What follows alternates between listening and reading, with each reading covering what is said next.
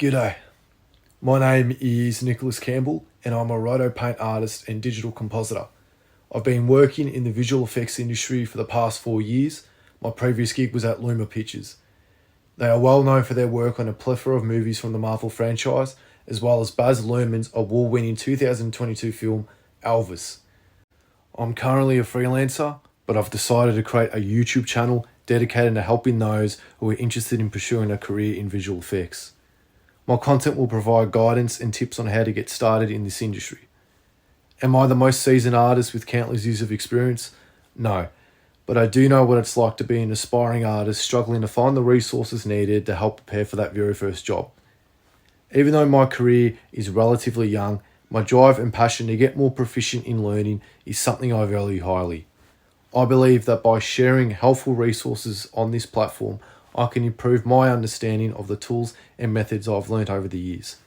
At the same time, I hope to teach an audience who aren't familiar with VFX industry concepts and workflows.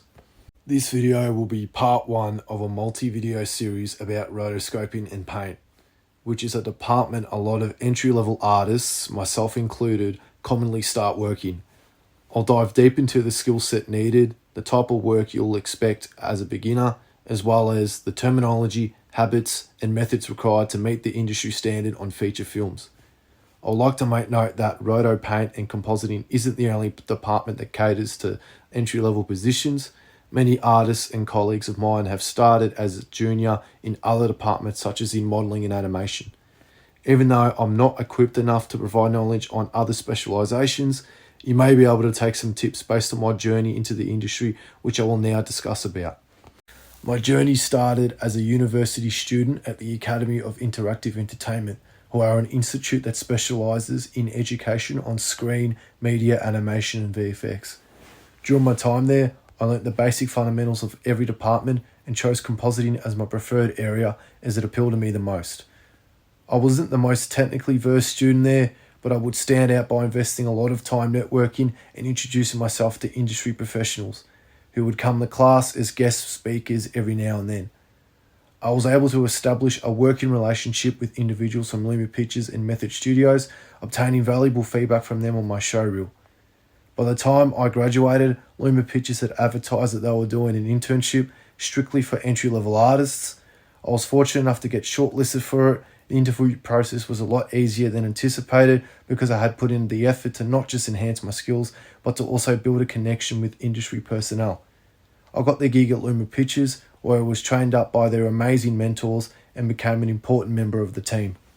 Before I get into the next part of this video, I'd like to mention 3 individuals who have provided their own fantastic content and tutorial-based guides on YouTube, as well as other platforms on the internet. Michael North, who's a 2D supervisor at Luma Pictures. He was my fantastic mentor during my time there. He has got a lot of valuable information. He has got his own YouTube-based tutorial series on rotoscoping and paint. I will link that in the description below. I highly recommend you check out his stuff because a lot of the stuff that he talks about in that I'll be covering throughout this channel. There are 2 other individuals who I'd like to make mention of, Josh Parks and Tony Lyons. Both these guys are juggernaut compositors in the industry. They both provide, much like Michael North, their own tutorial-based content on YouTube. A lot of the stuff that they discuss and they dive deep into is more comp-related, and there's a lot of advanced sort of theories, tools, methods that they sort of discuss on their pages. So I definitely recommend you check out their stuff. I just recently finished up going through Josh Park's Keen and D-Spill course, which was fantastic. I learnt quite a lot from it. So if you're interested in getting some more knowledge outside of what I'll be providing on this channel, then I implore you to check out their stuff. I'll now introduce you to the wonderful world of rotoscoping and paint. If I do say so myself, the roto paint department is easily the most exciting out of any department in the industry, even more so than a crazy 3D explosion that an FX artist might do. Putting jokes aside now, here I'll be discussing what a Roto Paint Artist is, as well as what is required from them, and where the department fits within the VFX pipeline. Rotoscoping and Paint Artists work closely with the compositing team, providing them with several 2D elements to ensure VFX integration is seamless and of the highest quality possible. Some of these elements include actor and set roto, as well as image prep and cleanup via digital paint. As touched on earlier, a lot of the core components in Roto Paint relate to compositing. These departments work a lot with one another as a result. It's also the reason why a plethora of Roto Paint artists develop into compositors over time. Worth to note that some smaller studios break up the role of the Roto Paint artist into two separate positions, one for Roto and another for paint. Bigger studios tend to combine the two disciplines into one job title, however.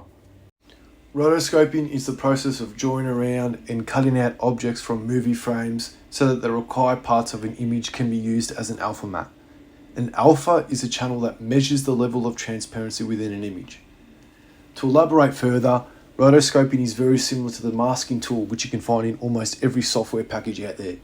They are both used to separate and cut out portions of an image which can be used for layering purposes. Roto Paint Artists provide compositors with Roto as it will help them separate each layer of their shot seamlessly. The alpha channel appears as a black and white image which differs from the RGB red, green, blue channel colours of an image.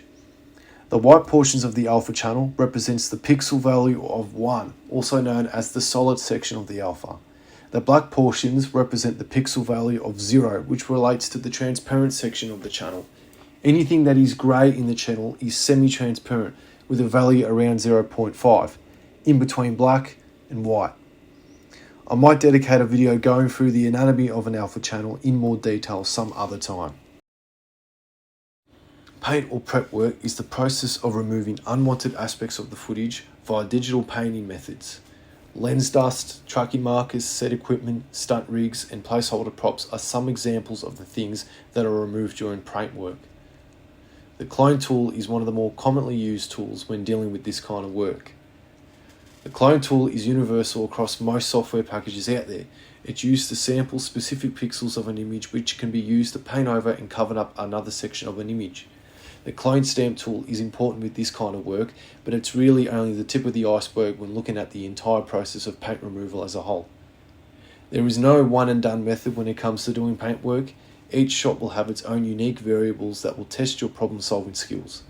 Learning dozens of ways to remove something from an image will broaden your expertise over time as you will become more equipped to tackle any type of shot. You'll also need to develop an eye for detail on things like colour, pixel manipulation and plate fidelity, which is something I'll get into later on in the video. Overall summary, this is what a Roto Paint Artist is and what's expected from them. I'm now going to discuss what software you need to learn in order to become familiar with the tools used by industry professionals. Starting off with the Foundry's Nuke, which is one of the more popular choices of software used by a large variety of VFX studios across the globe. Nuke is a node-based digital compositing and visual effects application first developed by Digital Domain. It offers a limitless, integrated 3D environment that lets you create and render complex scenes composed of 2D footage, 3D models, cards, basic geometry, cameras, lights, and meshes. It's technically a custom Python script with a user-friendly interface. A lot of the content I plan on making will evolve around Nuke, as it has about 90% of the tools needed to complete Roto Paint and comp work. Many artists have created their own Nuke plugins and tools, which I've shared online for all to use. Because of this, Nuke is constantly evolving with new tools to meet the ever-growing changes of technology. The latest versions of Nuke are starting to implement AI as a tool, which goes to show how quickly the software adapts to current workflow trends. To obtain the full commercial version of Nuke, you can purchase a subscription for a license. It is on the expensive side, but you can obtain a free license for a couple of ways. You can install a non-commercial license for free. It doesn't expire, but it has restrictions on some features. I definitely recommend this for those who want to get their hands dirty with Nuke for the first time. You can also install a free trial of commercial Nuke with no feature restriction. This is another great option, but it only lasts for 30 days. If you are a student currently undergoing studies, you can apply for the student license, which grants you the option to obtain the full version of Nuke discounted. There are a couple of other software packages that I find useful from time to time. These are Silhouette and Mocha Pro from VFX. Unlike Nuke, which is considered a jack of all trades when it comes to versatility, these tools only provide features specific to a certain discipline. Silhouette is orientated for rotoscoping and paint, as Mocha Pro is built for 2D tracking purposes. Despite this, they are both extremely handy for complex roto and 2D tracking. They have proven to give better paint and roto results when compared to Nuke at times. You can use these as Nuke plugins as well as standard software. It won't hurt to skill up on these two. There is a free trial that you can download for both. Now that we've covered what a Roto Paint Artist is, as well as the software they use, it's now time to dissect the essential skills of a Roto Paint Artist.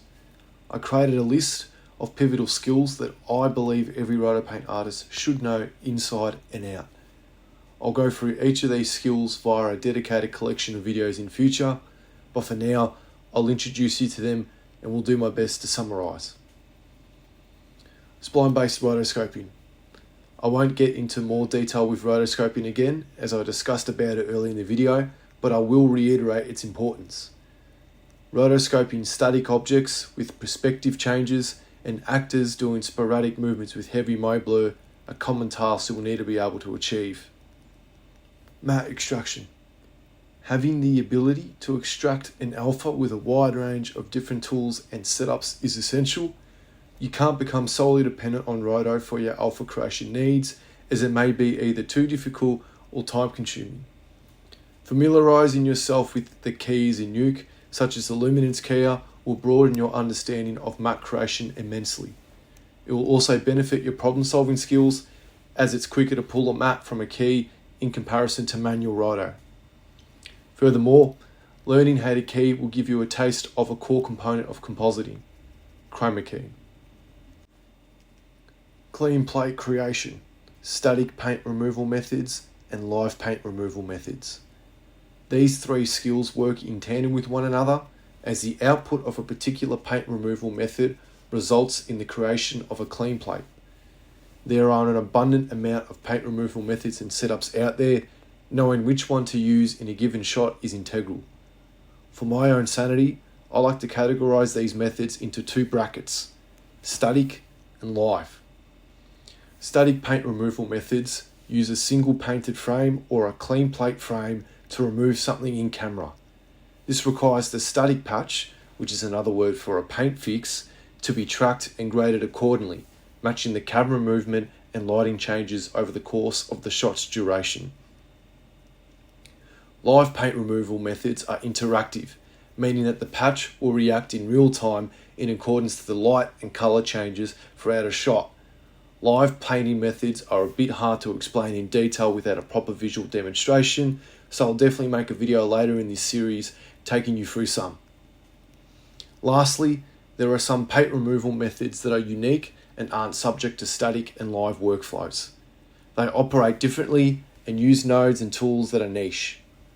I like to end this skill summary on paint by mentioning a handful of removal methods by name. IBK reveal, Roto offset, live clone stamp painting, static frame hold, patch and track, 3D camera projection, key offset, smart vectors, in painting and UV projection, just to name a few. Remembering how to do all of these sounds a bit overwhelming, but they are all similar in structure for the most part. Tracking and manual transforms.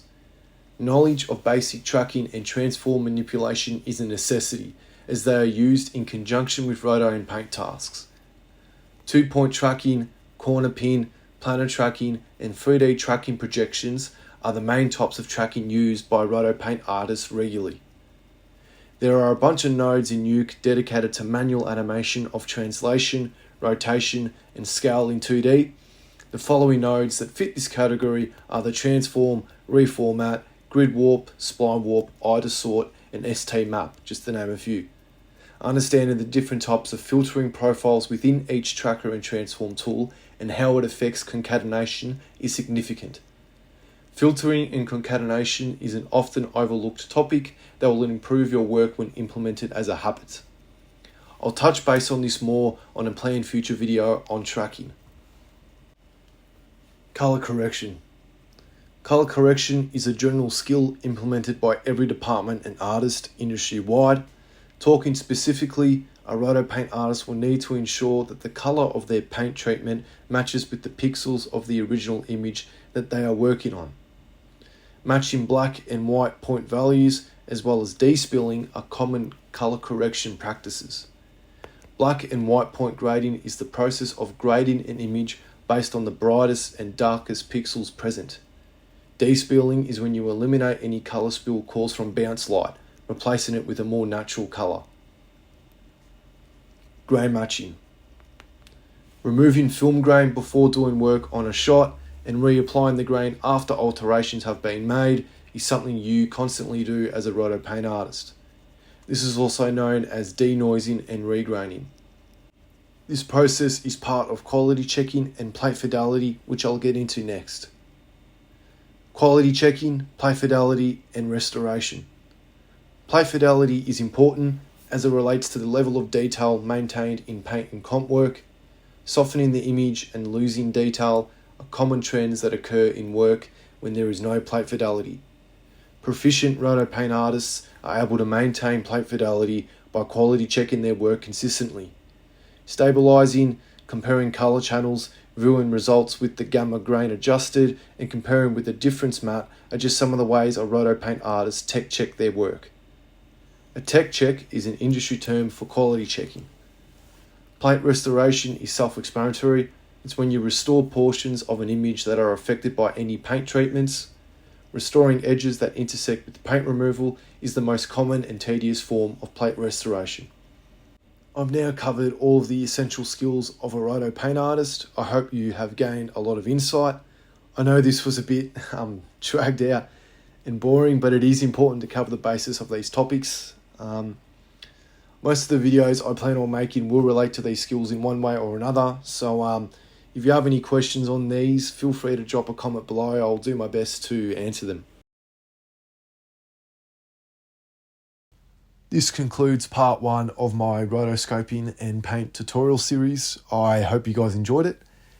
Feel free to leave any tips or feedback in regards to how I can improve the quality of these videos. I think this video had some inconsistencies with the audio of my voiceover at times, which I do apologize for. I haven't got a fully fledged sort of system going in how to produce and create these videos as efficiently as possible as of yet, so bear with me for the time being.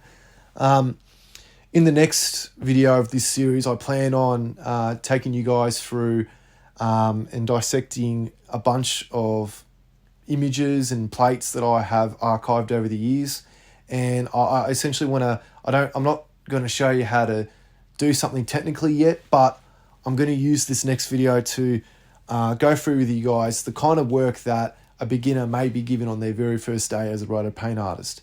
And then through there, we're going to be talking about scope difficulties, and then as well as the general composition of a particular shot. So for instance, what's the purpose of a tracking marker? What's the purpose of a boom pole? What's the purpose of a stunt rig? And so on and so forth. So that's what my next video is going to be about. Stay tuned for that. As well as focusing on creating this tutorial series, I am considering creating the odd video here and there that's off to the side of this series. And those would be like quick tips, quick hacks on a particular tool or workflow setup, or just a handy, useful tip or tool of some sort. Those will be more directed for viewers who are more in tune with Nuke, and yeah, I think they're going to be more less structured videos. They're just going to be me just for a minute or two showing you how to do a particular thing in Nuke, and with a live demonstration, with a live voiceover, as opposed to these kind of videos, which, are more scripted. So yeah, also keep an eye out for that. Yeah, I know this channel, is small. I only just created it not that long ago. But I'm sort of hoping with the more videos that I can push out in quick succession, the more legs that this channel can gain as a result, I think. Only time will tell. But yeah, if you guys just have any questions in general about the VFX industry, like what's it like working in a big studio, what's it like working in a small studio. I've got experience as a freelancer as well, and there's a lot of differences between freelance and studio work, so you can ask me questions about those and how they differentiate from one another. Yeah, just be sure to reach out to me and drop a comment in the comment section down below. Yeah, I appreciate you guys tuning in. I'm not used to, talking and explaining my profession. I'm usually the kind of person that will skill up and then will go and, apply what they've learnt towards their work as opposed to, teaching what they've learnt. So this is definitely a foreign territory for me. But I'm hoping to get a lot of experience out of it and just learn a couple of things here and there about it whilst doing it. So yeah, I'm excited to see where I can take this channel. So yeah, I appreciate you guys tuning in, and yeah, catch you later. Cheers.